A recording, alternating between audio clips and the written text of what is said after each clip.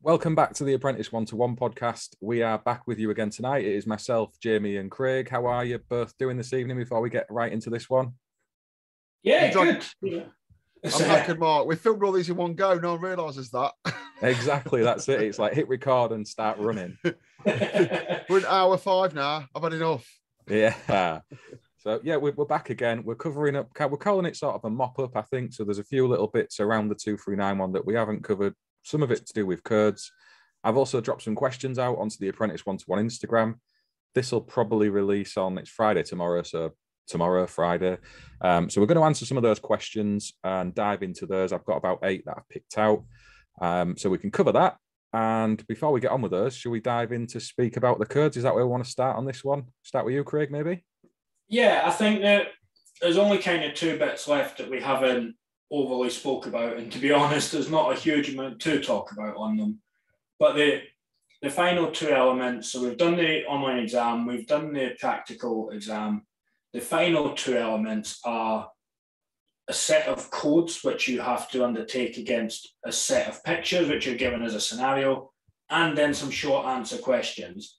Now, the short answer questions is probably the easiest one to start with. They're not hard. They're not there to be overly challenging. What they're there to do is confirm that you have a base understanding of the regs and the information going in with them. So there's 3 or 4 questions, may have more than one part within each of the questions, but again, it's an open book assessment. So it is just a way of you demonstrating your knowledge and being able to find the information in the book. Because as we've said on a number of times, this isn't a memory test. This is making sure that when you are doing this as a job, you understand how to go and find the information and then how to record it accurately.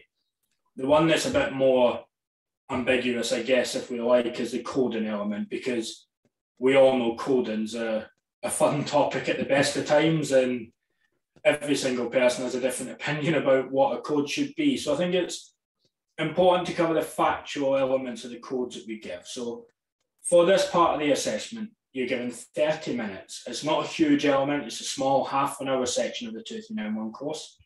You are given a pack of photos. Everyone has the same amount of photos in the pack, but they are made up of different scenarios. Some pictures will have 1 fault. Some will have none. Some will have 2 or 3. And you have to interpret those pictures and understand what codes you feel you are seeing in there.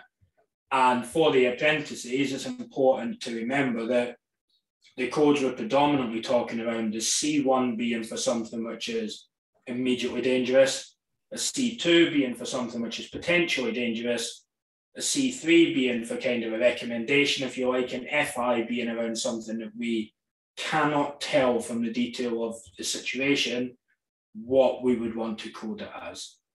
And that's kind of it, really. But I guess that leads us on to questions about your knowledge of coding and how you embed that into your sessions. I've got a couple of questions about the practical element of that. So when you're saying the little exam before, is that like a written answered exam, or is it multiple choice again? No, it's written answers. So there's a range of short answers and longer answers which you may have. So you might have a question that, and this wouldn't be the question, but that asks you what type of test that you're going to use. And then off the back of you answering part A correct, there's a question to part B about why you would do that and how that would comply with. So there are a series of questions kind of layering upon the information. So the first part very much leads you into answering the second part and carries on in that scenario. So you've got to actually put a bit of thought into what you're writing, really. And the same with the codes. The practical aspect of that, is it kind of on a PC, a laptop, or is this sheets of paper you get given? And then how do you answer it? Is that kind of a written description like you would on an observation section of a EICR, for example, or are you putting circles around stuff with a code number? How does that work? No, so when it comes to the coding element, you are having to write the information. So it's written packs that's given to you for the short answer questions and for the codes. So when it comes to the code, you'll have a document and you have to literally fill in what you think the code will be. And then there's a notes section to it. So if you have any questions or points you want to raise or kind of justify why you may have chosen that code, then there's a part in there which you can be doing that as well. Because although the assessors are given codes that city and guilds have said they deem them to be, there is also a line in there that says assessors can be using their professional judgment based on the information in front of them. So if you're hovering between a C2 and a C3, for example, but whichever one you choose is a detailed enough justification with it, your assessor can go with that as a way. But if you just put a code and there's no justification and the assessor doesn't agree, then it's really hard for them to side with you on that front because you've not justified your work, which for me is quite real life, because I know when I send an EICR back, I have to justify to the client why I'm saying that's what it is. Yeah, that's very real world, isn't it? That was one of the questions I had for you two as assessors of these courses, if that was kind of some leeway you had. Because whenever I'm coding anything, sometimes I'll ponder on between C2s and C3s on occasion. You know, it's not always black and white. And if I'm sat there with a half an hour window looking at a few pictures, I was wondering if I could kind of justify it in a way that you guys would see it and think, well, actually, that's not a bad chain of thought. I could agree with that if you had that within your remit as part of the assessment. That's the difference between it's this code thing. I won't get bogged down in it because when you actually start real testing, that's when you'll really get bogged down in it, because everyone knows this is the test environment. The pictures come out, they get repeated over and over again. There is a right and there's a slightly wrong answer if you want to go out of the scope a little bit. But if you justify it, it's fine. But the pictures are put in front of you. When you get in the real world, it won't be 15 pictures. It'll be a house full of stuff. And you'll be like, what is going off? And that's where you'll really hone your skill in this. This is more like, can you come up with a justification and a code for a set of reasons? When you go in the real world, that's when it'll get really hard. And that's when you start honing your skills, coming across the same ones over and over again, and maybe referring to things that we might talk about in a bit, I think. Yeah, probably. And the way you would write the codes, do you have to link them into regs as well so you still can reference your books, or is that half an hour window not really part of that? It's just a case of identifying what's wrong and giving it a C1, C2, C3, FI, etc. Yeah, so generally what you have is a provided template by city and guilds. So every centre should have the same. It quite simply has 4 columns to it. One is the picture number that you've got, because everybody in the room gets slightly different pictures. It asks you what the non-compliance is, what the most likely consequence is, and what you code it as. Okay. So it's quite straightforward then, really, isn't it? Is it part where you have to get everything right? Is it a 100% section, or can you get like 75% on it and it's still pass overall? What's the setup with that one? So the setup is that you have, depending on the picture, you have to name a set amount of codes within that picture, but there is an allowance for an element of discussion between you and your assessor as to how you do that. As you say, we're allowed to use our professional judgment. So if you've put down 5 faults and actually we only know of 2, which is what's being said, it's about how you come and have that conversation and justify that with us at that time. So there's a bit of professional judgment in that situation. If I'm honest, for me, it's not a huge part that people spend a huge amount of time on. There's some helpful resources out there. You're looking at something in front of you and generally they're quite obvious. They're not hidden. You know, you might have a bit of trunking lid hanging off the wall or something for, you know, just making it. It's quite an obvious defect which you've got to say you're noticing. Okay. So I was asking because that was interesting to me, because when I did my 2391, that wasn't a thing. There wasn't that element of the course when I did it, or if there was, I can't remember ever doing it. Was that the hard one, Mark? Did you? Yeah, I did mine. I did mine ages ago, before I had wrinkles and chubby cheeks and grey hair. So it's a process thing, isn't it? I think what people need to remember is we're not this course. We keep calling it a course, where sometimes we're saying like it's a constant assessment. It's not teaching you really how to code. It's teaching you what the process is of getting a code and applying the reg to it and saying why it's dangerous. And then when you go out to the real world is where you learn how to code effectively using that process. And that's the reality of life. You know, I had a phone call, I don't know, today or yesterday, sometimes the days merge. And it was from an EICR I'd done 4 weeks ago, I think, for the company I'd done it for, saying, the client's come back and asked about this. Can you say what that was and the reason and the justification behind that? You know, it is what happens, isn't it? You have to go back and have those conversations and say, this is where it is, this was my reason why, and this is a justification. At the end of the day, that's our job, that's our role. I don't know any EICRs where nobody ever asks any questions or asks you to justify why they're going to spend the inordinate amount of money they are for the work that you've done. Yeah, that's exactly right. We see that every day where there's contests of codes. It could be a letting agent, a landlord, a commercial property owner. They'll all have input and ideas, and you've got to stick to your own judgment and confidence. It's your report at the end of the day. That's the best thing I could tell anyone. One thing I'd like to add here, because this Sitting Guilds course is quite old, and I always chuck two things in on my course, and it's one's about how I store my data, just to help people when they get to real world. One's about what evidence I like to have when I finish now, and then I'll store that. Sitting Guilds course outdated. Could do update because everyone's got one of these now, aren't they? Yeah. I take photos of absolutely everything that I have a fault with, and I take a load of general photos as well, and I stick them in a file, because then if you do get the comeback like Craig said, you've got a reference point. If you end up in court, you've got a reference point, and it's not, you ain't got to put film in these, have you? And take it around to Max Spielman. Take loads of photos. It's always dead useful after. Obviously, can't do that on the exam, but it's just a tidbit for moving on with coding. I'll put it politely before Jamie drops a bad word. You know, it's important these days that we all cover ourselves, isn't it? Yeah. Yes. Ace. Get yourselves on YouTube and video the entire thing, and you'll never lose any documentation of anything. So we move on to these questions anyway. So I did on the Apprentice One-to-One Instagram, there's a few people who've been watching and following along. I get a good handful of DMs most weeks. And I've popped a few questions into the stories specifically asking, and we'll just run through them. I'll see what you both think. So the first one was, is this only beneficial to the self-employed? What about the employed? How will that benefit my career? So do you think there's any difference if you're self-employed, employed? I spoke about this in the first one. This is the pinnacle of the average Sparkies qualification.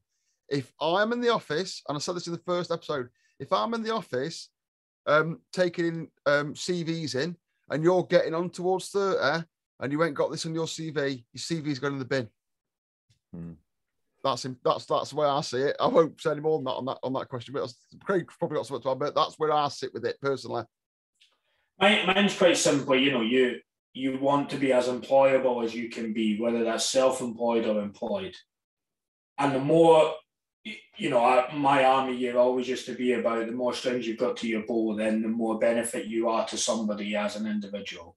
So and maybe I'm a bit blinded being in education, but I don't think the more you know, I never think that being something that's harmful to you as an individual. So for me, you're more employable, you've got more knowledge, and there'll be an argument to this, I'm sure, but if you understand how to test it, then that potentially helps you better at how to install it, because you know what the defects or the outcomes may be.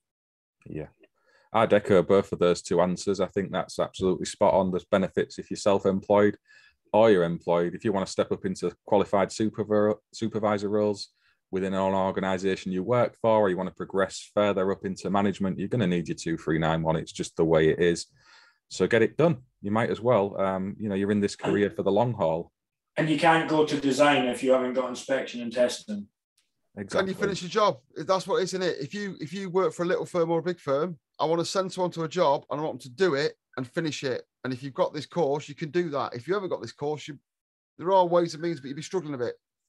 Yep, I would agree with that. And question 2 was, can you do an A to Z on the test and practical? And I'll answer this one first, but I think we've been trying to avoid doing that in this. We want to give an overview of what the course is like, but we don't want to give instruction as to how to do the test and all of the practical elements off the bat, because you're cheating yourself the learning at the end of the day. I don't know what you two think on that one. Well, look, you can do an A to Z by going to your on-site guide, and I think it's about page 100, and it tells you the order of your tests. That is your A to Z.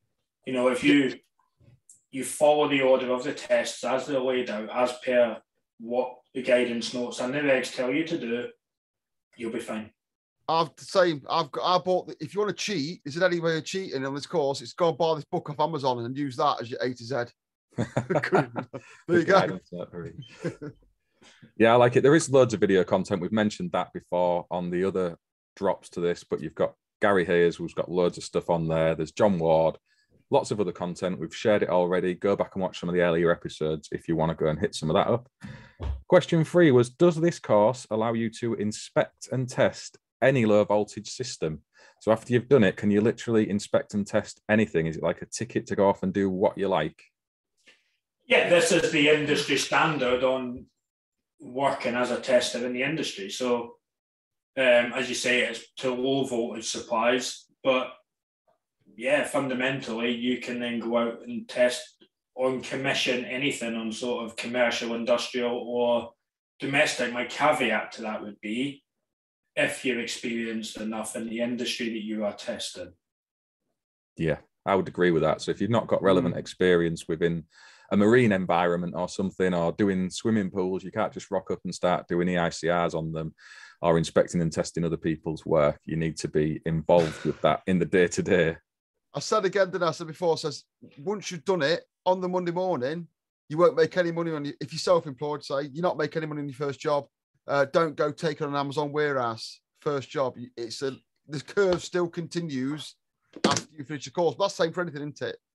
Yeah, totally. So outside of the books of Guidance Note 3, the 18th edition and the on-site guide, I think they're the 3 official ones that you take in on the course. Is there anything else that you two would recommend? I know we've probably all got the same one in our minds, but I'll go last. You two can go first. Well, I'm going to leave you to have yours because I know what you're thinking. So the other one for me would be getting the City and Guilds book for level 3 electrical, because that tells you, not just for your level 3 course, but also then going back, if you've not been in it for a while, how to go through the testing, how to find faults, the reasons behind why the faults take place. So it just gives you an extra layer of depth of knowledge if your knowledge is a little bit out of date, rather than the guidance notes where they're telling you very much what the reg is. So if you need to do a bit of learning, there's a City and Guilds book 2, which takes you through everything for the level 3 qualification, including testing and inspecting. Oh, brilliant. I'll drop a link to that into the description of this video as well, because that's an interesting one.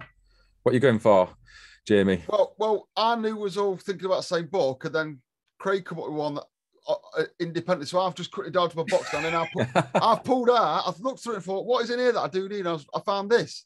This is the give him a real name away there. This is the instruction manual to my range of testers. So if some testers do funky stuff, make your life easier, and it's a nice reference to find out exactly what it does. Also shows you how to set it all up on that. So might be a useful document to at least look through once. I don't know who, but I'm sure someone released a video about testers in the last 24 hours. Don't know, was that gobshite? I've not seen that one, but that's a good shout to keep and read the instruction books. Usually I've been all mine straight away. I never read instruction manuals, but it's a very good call if you're going into your 239 one to understand how the equipment works. They all do this new and fancy stuff, and if you don't read the book, you won't know what that is. And all this new and fun stuff, just to reiterate, the testers I had when I was an apprentice do the same tests as they do now. They're just faster and quicker and have more convenient settings. And knowing those convenient settings save you time, less stress, crack on a bit quicker. I feel like you've both left me an open goal anyway, because I've got this one. This is set up. Codebreakers from Napit. So this is their newest. Well, it's not the newest edition anymore because they've got another new one coming out because of the Amendment 2. But this is a brilliant resource for anyone who is getting into coding. There is still things in that I would disagree with here and there on the codes. That's just the way it is. But the thing I like about it the most, and it's Ricky Howell who first made me aware of this, is the link to the regulation numbers within Codebreakers. So when they're telling you to think it's a C2 or a C3, they will direct you at the regulation. So when you're starting out with your coding, sometimes understanding how those dots join up is a really big help. I know I've been doing this game for a fair amount of time and I still carry one in my testing bag. Yeah. It's a good standard. Everyone can work to the same standard, but it's not like you said, Mark, it's not hard and fast. There are exceptions. Things move around, so don't be solid on it. Yeah, totally. So it's all just guidance, isn't it? But that's definitely a big help. And it's not an expensive book. It's one of the low-cost ones. So if you want to dive in and learn a little bit more about coding in preparation for that, it's well worth getting. The next question was, do you have to retake the 2391 every 5 or 10 years, or is it a for life qualification? It's for life. Because good. I don't want to do it again. Is there some CPD requirement nowadays like there is with everything? Or I think that's come from a while ago. I think there was a rumour. I certainly heard it within the near pit assessment circles that you had to do your 239 one every 5 years. And then that was shot down and proved as not been right. So I wonder if that's coming from that sort of place. It's coming from people talking as CPSEs or from maybe what we want to call as our ideal industry standards. You know, there's a difference between whether we should have to renew a license and whether we do. Whether we should is probably a debate for another day. There is nothing in writing. Once you are qualified in a City and Guilds qualification, you are qualified in that qualification. Yeah, so it's a bit like your driving test then, where you've got it forever, unless you've done something silly and had it taken all away from you. And then it's such a bastard, you never forget how to do it. Yeah, or you've retired. So that's that one. How much does the 239 one typically cost? So is there, I guess it's going to vary quite widely based on where you do the course and the quality you might get. So it's just a typical average. And I'll say I think it's somewhere between 600 and $1,000-ish, was my guess. I was higher, yeah. Oh, okay. So is what I know. If you were looking around the private training provider market, I think you're anywhere between about 12 and 1,600 quid. Okay. If you're going into... I'm sorry.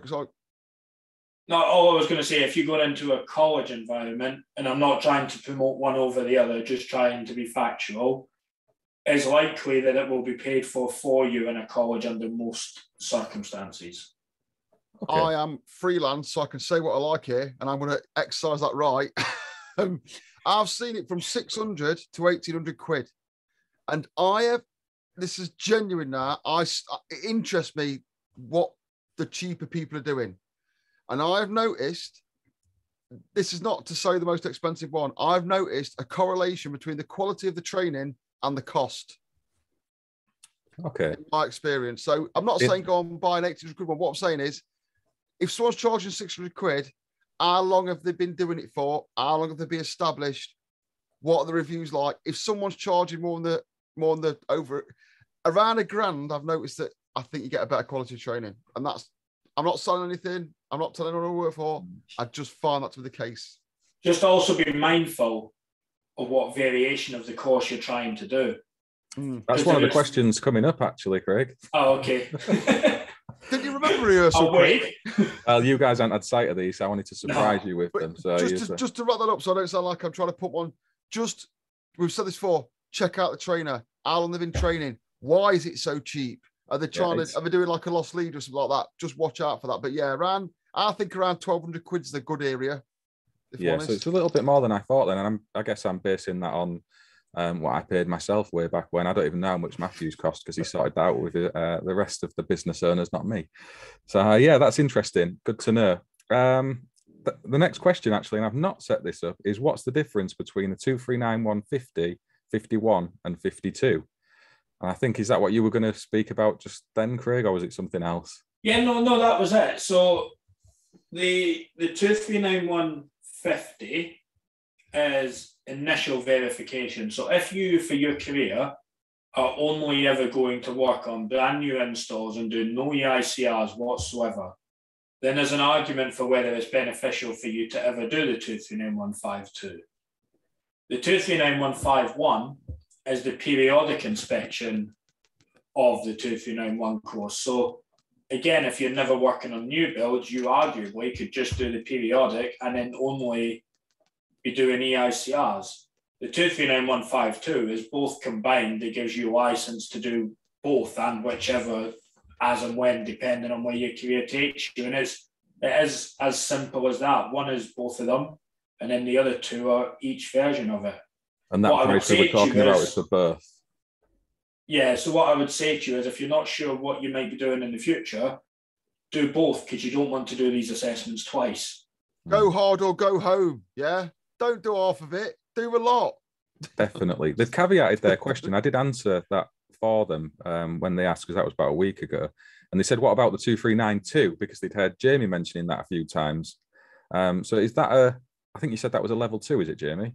It is, right? And Craig just said that this 239, whatever the numbers are, you can have the initial verification bit, and you can have the periodic bit, and you can have the whole lot.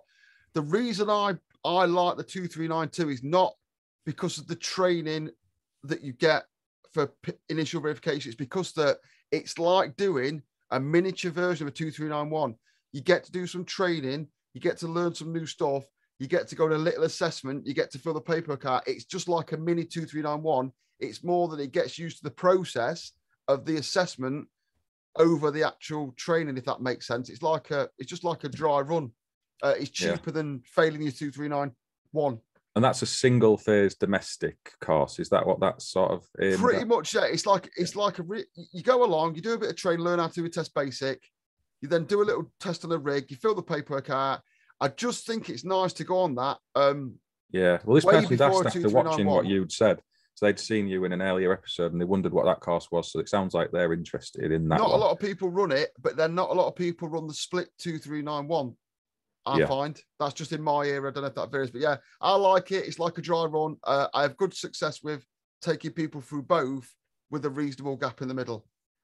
And the last question I've got is from somebody who's recently done their 2391 and failed, or not passed. I don't like using the word failed, but they're saying, what's the kind of process that's supposed to happen when you do fail one of these courses? And I guess in a college environment, in a private training centre, is it different? Do you get free resits, or is it all paid to do it again? How does that work? Yeah, I guess so firstly, what should happen is you should be given feedback as to why you weren't successful. You need to understand that process. And if the centre haven't done that to you, regardless of college or training provider, go back and ask for that, because when they are completing the paperwork, they have to justify their decisions. So there is feedback in there. So make sure you get sight of it to understand why, so that you know what to work on for next time. And it might have been something as simple as time.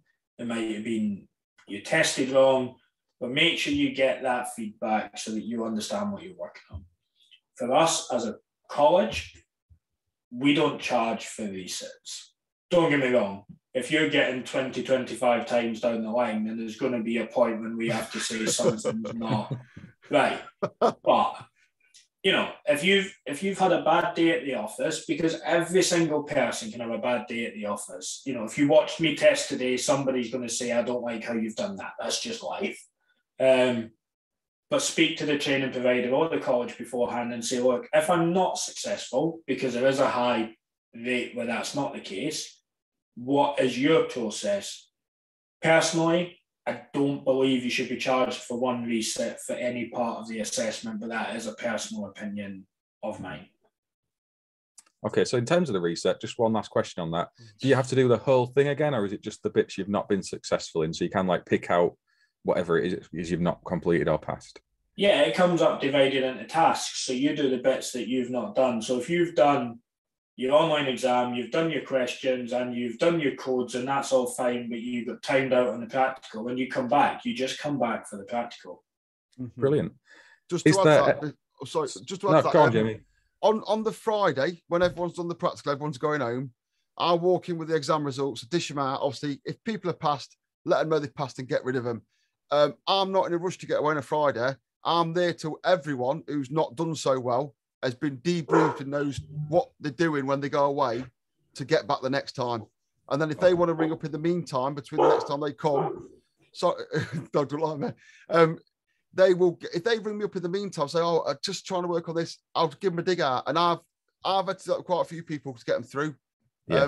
And this, that's where you'll find out about post recommendations when you're doing training, because you need that to come back.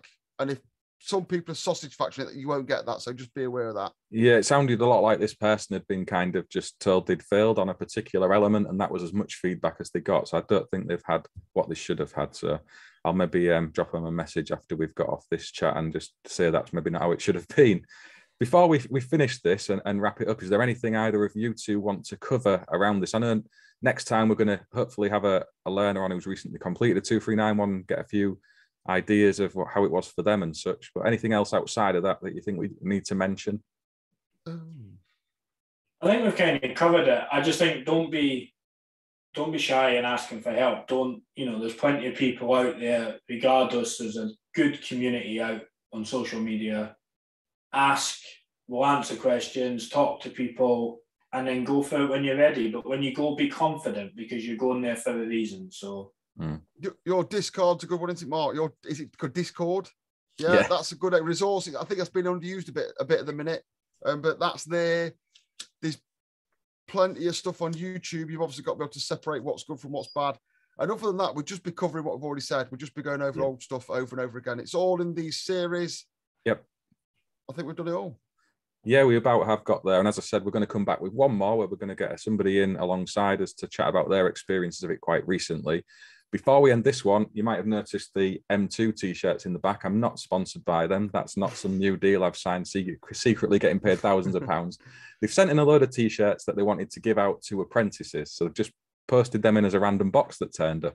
So if there are any apprentices watching this who would like an M2 T-shirt, drop a comment in the video and you'll be first come, first served on those. I'd like them to go to the people who are watching this little series. So if you want an M2 T-shirt, you can see them behind me. Just drop a little comment in.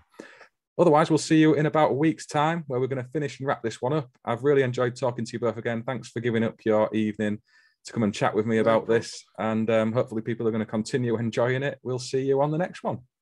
See you later. Bye.